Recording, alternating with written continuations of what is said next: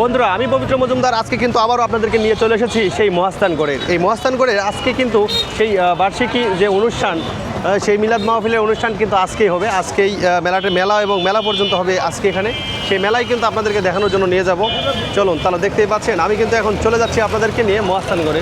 এই যে দেখেন গেট, মশলা গবেষণা কেন্দ্র, মহাস্থান জাদুঘর, শিবগঞ্জ উপজেলা। এই পথেই কিন্তু আপনাকে যেতে হবে সেই মহাস্থানগড়ে। কিন্তু আজকে যেহেতু মেলার দিন, এজন্য কিন্তু নিরাপত্তার স্বার্থে গাড়ি ঘোড়া ভিতরে যেতে দিচ্ছে না। আপনারা দেখেন এই যে বাঁশের বেড়া দিয়ে রেখেছে প্রশাসন, মানে কোনো গাড়ি যাবে না, শুধুমাত্র মানুষ এদিক দিয়ে চলাফেরা করবে। এই যে দেখতে পাচ্ছেন সাধকরা সব চলে আসছে, আর দেখেন মানুষ শুধু যাবে এই পাশ দিয়ে, কিন্তু গাড়ি যাওয়া আজকের জন্য বন্ধ। কারণ আর আজকেই কিন্তু সেই শেষ বৃহস্পতিবার, আর এই বৃহস্পতিবারেই সেই বড় সড়ো করে প্রোগ্রাম দেখতেই পাচ্ছেন। এই যে হাজার হাজার লোক যাচ্ছে, বিকেলবেলা কিন্তু আপনি আর ওই পথে যেতেই পারবেন না, এত মানুষ যাবে এই দিক দিয়ে, আপনি কল্পনা করতে পারবেন না যে মানুষের সঙ্গে একদম লেগে থাকে, মানে হেঁটে যাওয়ার মতোও কিন্তু পরিস্থিতি থাকে না।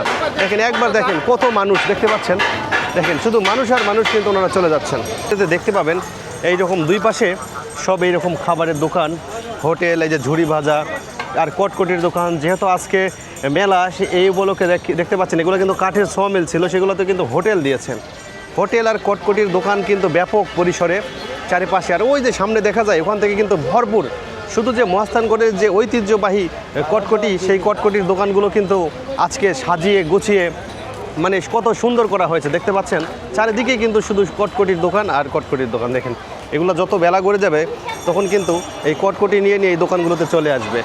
সেই মহাস্থানগড়ের মাজারে যাওয়ার সময় চারিপাশে কিন্তু কটকটির দোকান দেখতে পাচ্ছেন। এই যে কটকটিগুলো কিন্তু এক একটা ঘিয়ে ভাজা, আবার চালের গুঁড়ার, এই যে দেখেন টাটকা, কিন্তু একদম টাটকা সেই কটকটি। এই যে গরম ভাবা কিন্তু সেই কাগজের মধ্যে চলে আসছে।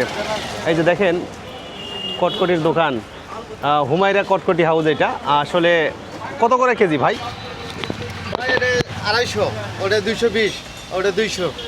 250 মানে এমন কি আছে যার কারণে এটা 250 টাকা? এটা ঘিয়ে ভাজা আর এটা ডালদা ভাজা। আপনারা কিন্তু অনেকেই জানেন সেই মহাস্থানগড়ে আসলে কিন্তু ঘিয়ে ভাজা কটকটি পাওয়া যায়। এটাই কিন্তু সেই ঘিয়ে ভাজা, আর এগুলা মানে তেলে ভাজা না, ডালডা ভাজা। এটা 250, ওটা 220। নাটোর কত রেখেছি? 250। নাটোর থেকে আসছেন? জি। কটকটি কিনবেন? কটকটে কিনবো মাজারের উদ্দেশ্যে আসলাম, আমি কোনোদিন আসেনি। মন চাইল মহাস্থান ওরুস, তাই ওরুস ভোগ করতে আনলাম।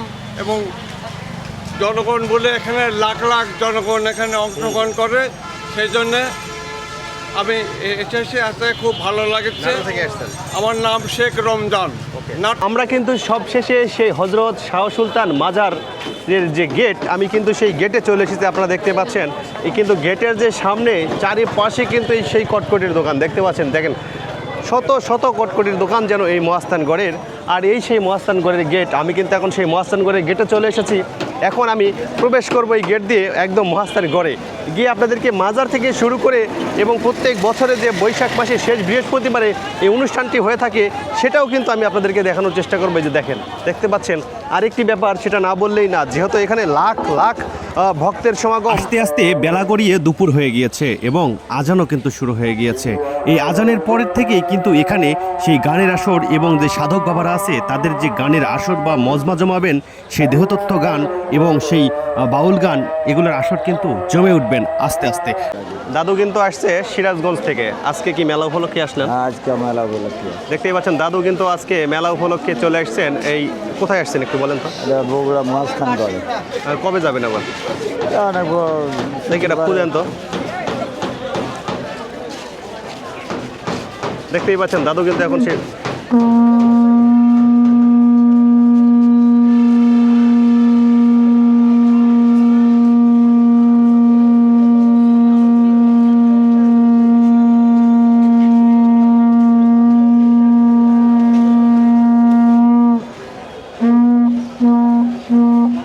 এই বাঁশি কিন্তু থামাতে হলে 3 বার ভোট দিতে হবে দাদু, তাই না? এই বাঁশিটা পাইছেন কোথায়? এটা আবার নোয়াখালী, আবার গুরুদরবার থেকে নিয়ে আসে। গুরুদরবার থেকে, নোয়াখালী থেকে নিয়ে আসছেন? আপনি শুধু সারা বাংলাদেশে এইরকমই? আমি এরকমভাবে আমি শুধু এরকম মাজারে মাজারে মাঝে মাঝে। এইরকম পুলিশ টুলিশ বা অন্যান্য লোক ঝামেলা করে না ওইটা না দেখে? না না না না না না, কোনো সমস্যা নেই? না, আল্লাহ আদর্শ তো মানতে বলছে যে মান রব্বকা মান দিনকা। আর এই গরম লাগতেছে না দাদু? না না, এটা আমাদের শীতকাল বসন্তকালের পোশাক। বসন্তকালে শীতকাল ও পোশাক। বসন্ত, মানে বসন্তকালে এটা, হ্যাঁ। আবার যদি গ্রীষ্মকাল ও বর্ষাকাল আসে? তখন আমরা আসি এটা গায়ে দিয়ে থাকি। আচ্ছা আচ্ছা, ঠিক আছে দাদু, ভালো থাকবেন। হ্যাঁ, আপনারা দেখতেই পাচ্ছেন আমার পিছনে এত লোকজন কিন্তু আসতেছে, যেহেতু এখন পর্যন্ত ঠিকঠাক সময় হয় নাই। এখন বাজে 1:08। এখনই কিন্তু দেখেন প্রচুর লোকজন, পিছনে লোকজন দেখতেছেন কত লোক। আমি কিন্তু সেই মহাস্থানগড়ের মাজারে সিঁড়ি বেয়ে উঠতেছি। এই সিঁড়ি কিন্তু মোটামুটি অনেক উঁচু, দেখেন নিচে দেখতে পাচ্ছেন অনেকই উঁচু সিঁড়ি। এই সিঁড়ি বেয়ে উঠতে হবে আপনাদেরকে সেই উপরে মাজারে যেতে হলে। আমি আপনাদেরকে একটু সেই যে মাজারের উপরে আছে, আমি এখন মাজারে আছি, মাজার কিন্তু আরও উপরে, আরও এক ছাদ উপরে আছে। তো আমি উপর থেকে একটু নিচের দৃশ্যটা আপনাদের দেখাই। এই যে দেখেন, এটা কিন্তু সেই সিঁড়ি বা ফুলের গাছ হয়ে হয়ে গেটের দিকে চলে গিয়েছে। আর এখন আমি আপনাদেরকে নিয়ে যাব সেই মেন যে মাজার রয়েছে সেখানে। ওকে ওকে ভাইয়া, ঠিক আছে। দেখেন সব ভক্তবৃন্দরা এসে কিন্তু এখানে রেস্ট করতেছে। মনে হয় আগে আসছেন না, কালকে আসছেন ভাইয়া? ওনারা কিন্তু এই ভক্তরা কিন্তু কালকে আসছে, এসে এই মাজারে আছেন, সারা রাত আছেন না? ওনারা কিন্তু আগামীকালকে এসেছে, এসে এই মহাস্থানগড়েই আছেন। এবং এই প্রোগ্রামটা শেষ করে, আজকের যে অনুষ্ঠান এটা শেষ করে ওনারা কিন্তু চলে যাবেন আবার অন্য কোনো মাজারে।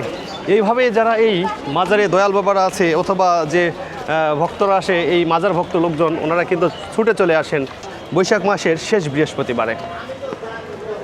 বন্ধুরা, সুলতান সাহেবের মাজারের সামনে এটাই কিন্তু সেই মাজার মসজিদ। আর এই মাজার মসজিদের সামনে দেখতেই পাচ্ছেন প্রায় হাজার হাজার দর্শক বা হাজার হাজার সাধকেরা এখানে এসেছেন। কিন্তু দেখেন এক এক সাধকের এক এক রকম অঙ্গি ভঙ্গি নিয়ে কিন্তু চলে এসেছেন এই মহাস্থানগড়ে। দেখতে পাচ্ছেন কেউ বা ঘুমিয়ে, কেউ বা বসে, কেউ বা আবার শুয়ে রয়েছে এই মহাস্থানগড়ের যে মাজারের সামনে। দেখতে পাচ্ছেন শুধুই যে ছেলে মানুষই সাধক এমনটা কিন্তু না, এখানে মা বোনেরাও বা মহিলারাও কিন্তু চলে এসেছেন এই মহাস্থানগড়ের মাজারে। দেখেন সবাই কিন্তু বিছানা পেরে, কেউ অনেকে অনেক কিছু পেরে সেই জায়গা বা আসন দখল করে রেখেছেন আজকের যে অনুষ্ঠান উপলক্ষে। এটা দেখতেই পাচ্ছেন। আর এই সেই মহাস্থানগড়ের এক বরের গাছ, এই গাছেই কিন্তু কাটা নেই, কাটা ছাড়া এই বরের গাছ শত শত বছর ধরে কিন্তু দাঁড়িয়ে আছে এই সুলতান সাহেবের মাজারের পাশে। দেখতেই পাচ্ছেন আজকে এই অনুষ্ঠান উপলক্ষে কিন্তু সুন্দর করে এই মাজারের যে কবরগুলো রয়েছে সেগুলো ফুল দিয়ে কিন্তু সাজানো হয়েছে। আর দেখেন কত মানুষ এসেছে এখানে। যত সময় গড়িয়ে যাবে, বেলা গড়িয়ে যাবে, ততই কিন্তু মানুষের ভিড় আরও বেড়ে যাবে এখানে। আর কিছুক্ষণ পর, মানে দুপুরের পর থেকে আপনি এইরকম যে দেখতে পাচ্ছেন গায়ের সঙ্গে গা লেগে আছে, ঠিক এই রকমই কিন্তু হবে। আপনি যে হেঁটে যাবেন এইরকম পরিস্থিতিও কিন্তু থাকবে না এই সুলতান সাহেবের মাজারে। এত ভক্ত, এত দর্শনার্থী, এত সাধকেরা আসে এই মহাস্থানগড়ে। এটা যে কখনো আসেনি তাকে কখনো কল্পনাতেও ভাবানো যাবে না। আর এই হচ্ছে সেই সুলতান সাহেবের মাজার। আর এই মাজারেই দেখতে পাচ্ছেন কত ভক্তবৃন্দরা এসেছেন তাদের নিজের মনের চাহিদা বা মনের আকাঙ্ক্ষাটুকু বলার জন্য। দেখতে পাচ্ছেন, দেখেন কত সাধক। কিন্তু আরেকটা জিনিস, সেটা না বললেই না, এখানে সাধক আর যারা ফকির মিসকিন রয়েছে এরাও কিন্তু বসে রয়েছে এখানে। কিন্তু এই দাদু দেখতে পাচ্ছেন হাতে বালা এই সেই নিয়ে কিন্তু এখানে বসে আছেন। বন্ধুরা, মহাস্থানগড়ে যারা মানত দিতে আসেন এবং যারা মানত শোধরাতে আসেন, তারা যে খাবারটুকু দিয়ে যায় বা যে তবারকটুকু দিয়ে যায়, সেটা কিন্তু এই যে মহাস্থানগড়ে দেখতে পাচ্ছেন ভান্ডারখানা, এই ভান্ডারখানাতেই কিন্তু দিয়ে যায়। আর এই ভান্ডারখানাতে যারা ভক্তবৃন্দ বা দর্শনার্থীরা আছে, ওরা কিন্তু এখান থেকেই সেই খাবার নেয়। দেখেন তো এখন খাবার দেওয়ার সময় হয়ে গেছে, ঠিক দুপুর 1:22। তাই কিন্তু সবাই এখানে ভিড় জমিয়েছেন। মানে এই ভান্ডারখানা থেকেই কিন্তু সবাইকে খাবার বিতরণ করা হয়। হ্যাঁ, আমি একটু শুনি কখন থেকে শুরু হয়েছে কি বা হয়নি। শুরু হয়েছে খাবার দেওয়া? হ্যাঁ, খাবার দেওয়া শুরু হচ্ছে। দেখতে পাচ্ছেন পোলাও কিন্তু নিয়ে গেল এক গামলাতে। এটাই কিন্তু আবার দেওয়া হবে এই ভক্তবৃন্দদের মাঝে বিতরণ করা হবে। আপনাদেরকে একটু দেখানোর চেষ্টা করি, ওই যে একটা ভাই আসতেছে মাথায় করে পোলা নিয়ে, এই পোলাওগুলোই সেই ভান্ডারখানায় নিয়ে যাবেন না? দেখতে পাচ্ছেন এই পোলাওগুলো কিন্তু সেই ভান্ডারখানায় নিয়ে যাচ্ছে। আর যে মহাস্থানগড়ের প্রত্যেকটা সিঁড়ি আছে, এই সিঁড়ির পাশ দিয়ে কিন্তু এরকম সাহায্য প্রার্থী লোকজনগুলো বসে থাকেন। আর যার যে সামর্থ্য, যার যতটুকু সাধ্য এখানে কিন্তু দান করে।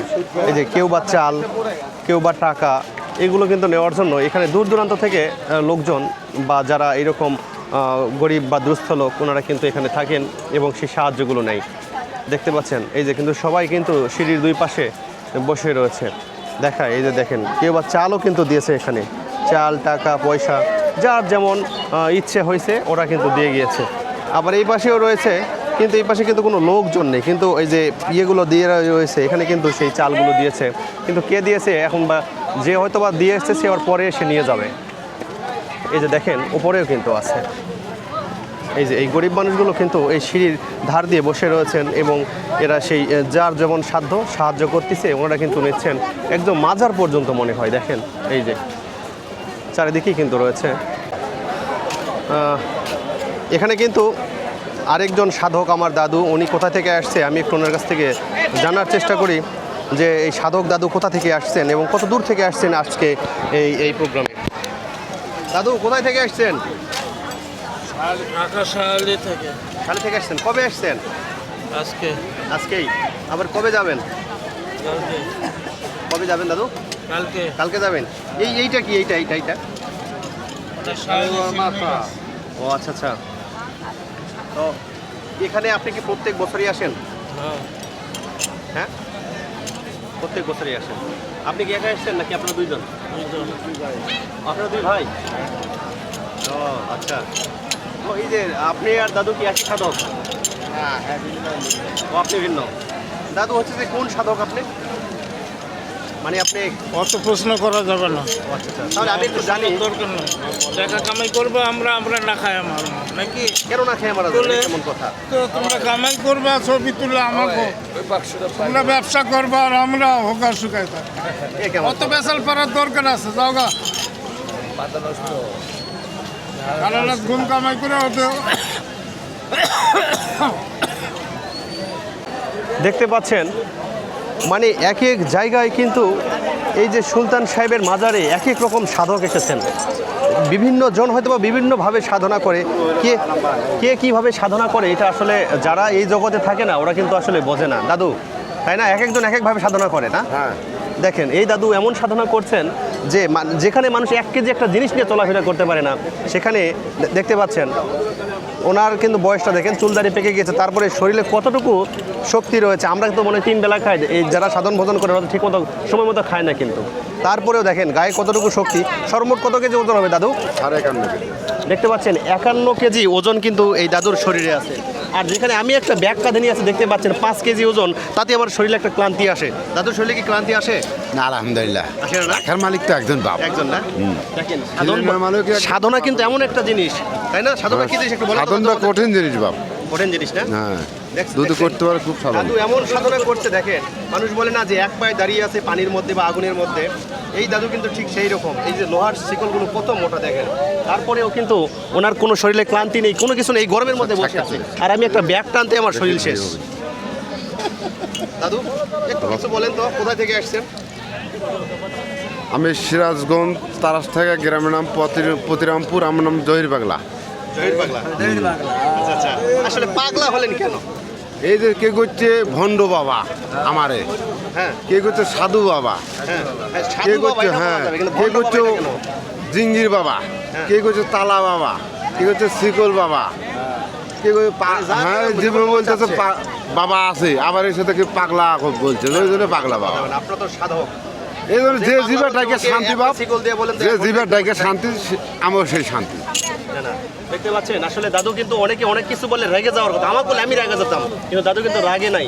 এত বাবা বলছে তারপরেও কিন্তু উনি হাসি মুখে আমার সঙ্গে কথা বলতেছে। যদি এই প্রশ্নটা আমাকেই করতো আমি কিন্তু রেগে যা বলতাম যে আপনারা চলে যান।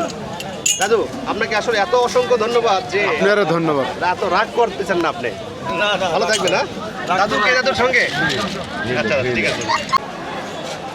রাতের বেলা হবে প্রোগ্রাম, আর এই উপলক্ষেই সব সাধকেরা কিন্তু এখানে দেখেন, সব কিন্তু সাধকের মেলা দেখতে পাচ্ছেন। সবাই দূর দূরান্ত থেকে কিন্তু চলে এসেছে এই মহাস্থানগড়ে শুধুমাত্র এই সুলতান সাহেবের মাজারে সাধন ভজন করার জন্য। তো এটা আমি আরেকটু দূরে গিয়ে আপনাদেরকে দেখানোর চেষ্টা করি। দেখতেই পাচ্ছেন এখানে এই যে দেখেন, সবাই কিন্তু অধীর আগ্রহ নিয়ে বসে আছে। আর কিছুক্ষণ পরে, আর মাত্র কয়েক ঘন্টা পরেই কিন্তু যে মূল প্রোগ্রামটা সন্ধ্যার পর থেকেই কিন্তু শুরু হয়ে যাবে। সব জায়গায় কিন্তু সেই সাধন ভজনের অনুষ্ঠান বা প্রোগ্রাম এটা কিন্তু শুরু হয়ে যাবে। দেখেন এই যে এখানে তো শুরুই হয়ে গিয়েছে অলরেডি। হ্যাঁ, এটা আমি একটু আপনাদেরকে দেখানোর চেষ্টা করি। দেখতেই পাচ্ছেন চারিদিকেই কিন্তু এরকম প্রোগ্রাম শুরু হয়ে গিয়েছে আর কি। দেখেন এখানে কিন্তু সাধক বাবারা কিন্তু অলরেডি বাউল সঙ্গীত শুরু করে দিয়েছেন। আমি একটু শোনাই আপনাদেরকে। লালন ফকির ভেবে বলে সদাই ওপেন্টি করে সে জানে, ওপেন্টি করে সে জানে আমার মনের মানুষের সনে, আমার মনের মানুষের সনে হবে কত দিনে। বন্ধুরা, আমি কিন্তু একটু আগেই আপনাদেরকে বলেছি এই মহাস্থানগড়ে এক এক রকম সাধক না, কিন্তু একাধিক রকমের সাধকেরা চলে এসেছেন। দেখতেই পাচ্ছেন এটা যে কি মনে হয় মোমবাতি, এটা সর্বোচ্চ মোমবাতি এই মহাস্থানগড়ের, যেখানে এই সাধক বা এই সাধু বাবারা নিয়ে এসেছেন। ওনারা যে কোথা থেকে এসেছেন আমি একটু শুনে আপনাদেরকে জানানোর চেষ্টা করি। আঙ্কেল, কোথা থেকে এসেছেন? মহাস্থান থেকে বাড়ি আমার মহাস্থানে। মহাস্থানে? আপনারা মহাস্থানে যারা আসেন সবাই? হ্যাঁ, সবাই এই এলাকায় এলাকা মানে এলাকার আপনাদের একটা সংগঠন। এইটা কি মোমবাতি? এটা মোমবাতি না? হ্যাঁ, এটা মোমবাতি। তো এই আপনাদের এই প্রোগ্রামটা কখন শুরু হবে? সন্ধ্যার পর?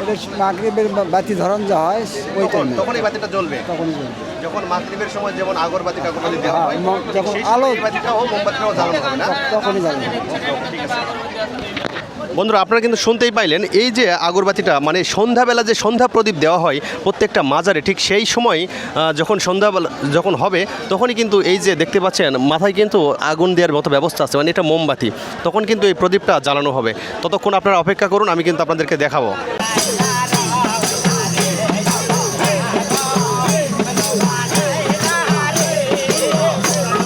মহাস্থানগড়ের মাজারে শুধু যে সাধকেরা আছে এটাই কিন্তু নয়, এখানে রয়েছে বিভিন্ন রকমের ফকির, যারা বিভিন্ন রকমের গান এবং বিভিন্ন রকমের অঙ্গি ভঙ্গি দেখিয়ে এখানে ভিক্ষাবৃত্তি করছে। দেখুন একটু তাদেরকে।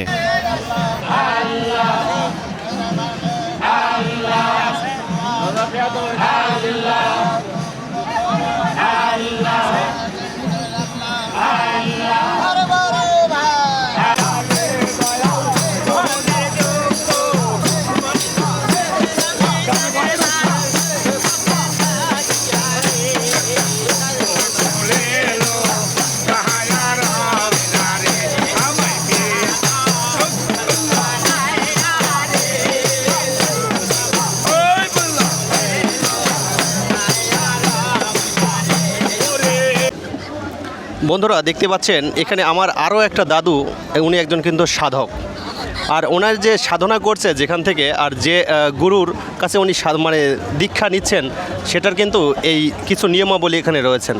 দেখতে পাচ্ছেন এখানে সবচাইতে যেটা মূল আকর্ষণ সেটা হলো 2026 সাল থেকে উনি শুরু করেছেন, 2037 সালে এই সাধনা ওনার শেষ হবেন। মানে এই দাদু নাকি কথাই বলবেন না কারোর সঙ্গে, শুধু খাওয়া দাওয়া করবেন। আর আরেকটা জিনিস সেটা না বললেই না, যখন রাজতন্ত্র ছিল মানে পৃথিবীতে, ঠিক এই দাদু কিন্তু সেই রকম সাধনা করতেছেন যে রাজা বসে থাকেন এবং তার সেবা যত্নের জন্য যে দুই পাশে হুর পরীকে রাখা হয়, এই দাদুর মাঝে কিন্তু ঠিক সেই রকমই উনি সেবা যত্ন করে যাচ্ছেন। এবং এই যে একজন স্বাভাবিক মানুষ কিন্তু কোনোভাবেই 45 কেজি ভার সবসময় বহন করা সম্ভব না, কিন্তু শুধুমাত্র সাধনা দিয়ে ওই দাদু এই 45 কেজি ভার কিন্তু বহন করে যাচ্ছে। আর দেখেন, বাংলাদেশ প্রতিদিন একটা দৈনিক পত্রিকা কিন্তু ওনার যে এই যে হেঁটে চলেছেন, এই কিন্তু ওনার জীবন মানে জীবনের যে বর্ণনা ওনারা কিন্তু ছাপিয়েছেন। এটা দেখতে পাচ্ছেন, এটা কিন্তু এখানে যারা সাধন করতেছেন বা যারা এই মহাস্থানগড়ে মাজারে এসেছেন, এই প্রদীপটা কেন নিয়ে এসেছেন আমি আপনাদেরকে একটু বলি। এই প্রদীপটা আপনারা দেখতে পাচ্ছেন, এই প্রদীপটা কিন্তু ঠিক সন্ধ্যার সময় যখন আজকে যেহেতু এই যে মিলাদ মাহফিল বা বার্ষিকী অনুষ্ঠান, এই উপলক্ষে কিন্তু ওনারা সন্ধ্যা প্রদীপ জ্বালাবে মাজারে। ঠিক এই প্রদীপটাও ঠিক সন্ধ্যার সময় কিন্তু জ্বালানো হবে। এই জন্য কিন্তু যারা সাধনা করতেছেন মানে যারা প্রকৃতপক্ষে সাধক, তারা কিন্তু সবাই এরকম মোমবাতি নিয়ে বসে আছে। আসলে সবাইকে কিন্তু ভণ্ড বলা যাবে না, আর একজন ভণ্ড কখনো 45 কেজি ওজন কাঁধে নিয়ে ঘোরা কোনোভাবেই সম্ভব না। কারণ আমার কাঁধে দেখতে পাচ্ছেন একটা ব্যাগ আছে মাত্র 5 কেজি ওজন, এটা বয়ে বেড়াতে আমার মাঝে মধ্যে 2-3 বার আমি বসি। আর দেখেন উনি কিন্তু সেই শিকল মোটা শিকল 45 কেজি ওজন নিয়ে কিন্তু চলাফেরা করতেছেন, এটা কিন্তু আসলে হাসি বা ফাজলামো করা কথা না। আসলে সাধনা একটা অন্যরকম জিনিস, যেগুলো এইরকম দাদুদেরকে দেখলেই বোঝা যায় যে সাধনা কীরকম আর সাধনা কিভাবে করতে হয়। এমনও সময় গিয়েছে পৃথিবী যখন শুরুতে মানুষ নাকি পানির উপরে দাঁড়িয়ে থাকতেন বা পানির উপর দিয়ে হেঁটে যেতেন, তারা কিন্তু দীর্ঘদিন সাধনা করেছেন। ঠিক এই দাদুও মনে হয় ঠিক সেই রকমই সাধনা করে যাচ্ছেন। একটু আশেপাশের লোকজনের কাছ থেকে আমি শুনে আপনাদেরকে আরও জানাবো। শিবগঞ্জ পৌর। এই যে দাদু যে সাধনা করতেছে, এটা আসলে কেন বা কীরকম করতেছে বলেন তো? তার জীবনের সাধনা যে এইভাবেই তার সাজার ভোগ করে তাই নিষ্পাপ হয়ে যাইব এই জন্য। আসলে আপনি কি ওই যে 45 কেজি ওজন যদি আপনাকে দেওয়া হয় আপনি নিয়ে যেতে পারবেন? 45 কেজি কেন, 45-এর ঊর্ধ্বে হলেও যদি আমার গুরুর কাছে যদি কোনো অপরাধ করি, কোনো অদাবর খিলাপ করি, পরবর্তীতে তার কাছে গেলে আমাকে সাজা দিতে পারে। এই ধরনের সাজা দিতে পারে, হতে পারে। হ্যাঁ, এরকম সাজা দিতে পারে। তবে আমি যদি তার কথার অবাধ্য কিংবা অর্ডারের অবাধ্য না হই, তাহলে আর ফলো না করে তাহলে এরকম সাজা হবে। হ্যাঁ, ফলো ওই সাজা হবে। কিন্তু ওনাকে কিন্তু একদম লেভেলিং করে লেখা দিয়েছেন 2037 সালে মার্চ মাসে এটা শেষ হবে। হ্যাঁ, ওনার গুরু ওটা সাজা দিছে যে এই সাজা ভোগ করতে হইব এত সময়। সে গুরু ভালোবাসে বলে হয়তো সে অপরাধী এখন যেটুকুই করছে আর কি, গুরুর নজরে। আমার আরেকটা প্রশ্ন আপনার কাছে, যেখানে মা বাবার কথা শুনে না সন্তান, সেখানে উনি গুরুর আদেশ পালন করে যাচ্ছেন। মা বাবার দায়িত্ব জন্ম দেওয়া, ভাগ্য পরিবর্তন করার মতো মা বাবার দায়িত্ব দেয়নি আল্লাহ পাক। সেটা কার কাছে আছে? গুরুর কাছে। হ্যাঁ, সেটা আছে গুরুর কাছে। যেমন ধরেন আপনার আব্বা যদি যত বড় শিক্ষকই হোক, শিক্ষাই অর্জন করুক, তে আপনি কি স্কুলে না যাই কি করতে পারছে? না, পারে নাই। স্কুলে পাঠাইছে। স্কুলে পাঠানো লাগছে কি জন্য? যে শিক্ষা গ্রহণ করার জন্য। এটা হলো জন্মদাতা গুরু, এটা শিক্ষা গুরু, আর এটা হলো দীক্ষা গুরু। মানে এটা দিক এক পথ। উনি দীক্ষা গুরুর কাছে বর্তমান আছেন। হ্যাঁ, উনি দীক্ষা গুরুর কাছে জীবন বিসর্গ দিয়েছে। এত কেন ভিড় আমি কিছু বুঝতে পারতেছি না। তো যদি আমি এর মধ্যে যেতে পারি আপনাদেরকে একটু দেখানোর চেষ্টা করব। এখানে মনে হয় খুব মজমা বসেছে। হ্যাঁ, এখানে প্রচুর ভিড় লোকজনের। হ্যাঁ, এখানে কিন্তু এই যে সেই ফেসবুক কন্টেন্ট ক্রিয়েটর মানিক মিয়াও কিন্তু এর ভিতরে দেখা যাচ্ছে। হ্যাঁ, এটা কিন্তু আসলে অন্য জায়গার মানিক মিয়া না, এটা কিন্তু বগুড়ার মানিক মিয়া। আসলে আমি তো খুবই ধাক্কাধাক্কি, যার কারণে আমি আপনাদেরকে ভিতরে নিয়ে যেতে পারতেছি না। আর এত লোক এখানে, এরা সবাই কিন্তু ডিজিটাল প্ল্যাটফর্মে কাজ করতেছেন। এখানে কিন্তু সাধারণ কোনো মানুষ নেই, সবগুলো কিন্তু কন্টেন্ট ক্রিয়েটররা এসেছেন এখানে। আপনারা দেখতেই পাচ্ছেন, দেখেন শুধু মোবাইল আর মোবাইল। মোবাইল ছাড়া এখানে কোনো কিছু নাই। মানুষ যদি নাও থাকে কিন্তু মোবাইল আছে সবার হাতে হাতে। হ্যাঁ, দেখতেই পাচ্ছেন এখানে কিন্তু প্রচুর ভক্তবৃন্দের ভিড় হয়ে গেছে এখানে, কিন্তু তার চাইতে বেশি ভক্ত হচ্ছে। খুব কষ্ট করে আমি কিন্তু এখনও এক সিঁড়ি নিচে আছি, আর একটু গেলে আমি উপরে যেতে পারবো। এইবার সাধক বাবার দেখা আমি পেলাম, অবশেষে আমার দেখা মিলল এই সাধু বাবার। কিন্তু কি বলতেছে আমি কিন্তু শুনতে পাচ্ছি না। তো দেখা যাক উনি কি। হ্যাঁ,